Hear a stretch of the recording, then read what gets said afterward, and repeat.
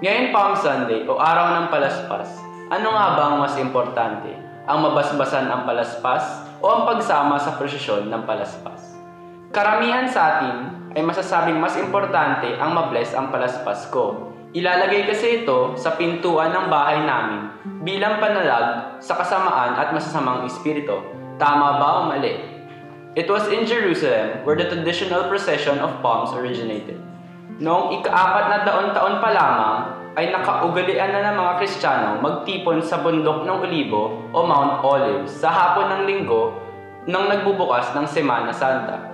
Doon makikinig sila ng pasalaysay ng mga nangyari ayon sa Holy Scriptures, and they will start walking towards the Church of the Resurrection inside the city of Jerusalem. Ang Palm Sunday o Linggo ng Pagpapasakit o ang Palaspas ang pinakamahalagang estasyon patungo sa araw ng kamatayan at muling pagkabuhay ni Hesukristo. Ang pulang kasuotan ng pari sa araw na ito ay nagpapahayag hindi lamang sa madugong kamatayan kung hindi sa maluwalhating ring pagwawagi ng buhay.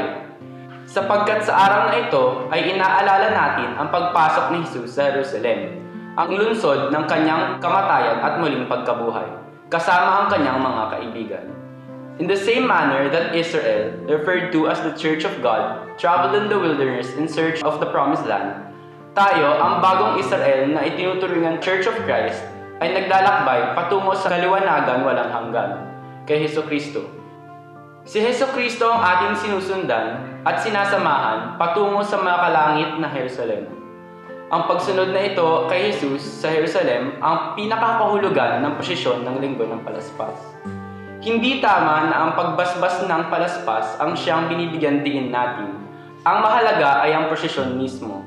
Ito ay kailangan maging isang tunay na tanda ng ating pagsasama kay Jesus sa lungsod ng Jerusalem. Ang palaspas ay isang kagamitan lamang sa pagkikipagprosesyon. Hindi din tama na ang pari lamang ang iikot sa loob ng simbahan.